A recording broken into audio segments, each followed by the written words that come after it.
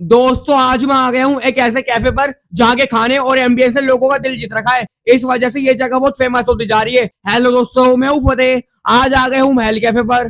दोस्तों यहाँ की वाइब हो या यहाँ का खाना, दोनों ही आपको जबरदस्त मिलेंगे। और मेरी आपको एक सजेशन है कि जब भी यहाँ पर आओ तो ऊपर वाले फ्लोर पे बैठना, जो कि बेहद खूबसूरत है। दोस्तों मेरा भी 309 वाला कॉम्बो आ चुका है। सबको एक एक करके ट्राई करते हैं। सबसे पहले मैं ट्राई करता हूँ यहाँ का पिज्जा रोल, जो कि मेरा भी फर्स्ट टाइम एक्सपीरियंस था और भाई मैं इसका फैन हो गया। उसके बाद ट्राई करता हूँ यहाँ के चीज चिकन पॉपकॉर्न, और ये चीज से इतने लोडेड थे ना कि मजा ही आ गया। और लास्ट में चिकन मोमोज और कोल्ड ड्रिंक पीते ही मेरा पेट पूरा भर गया।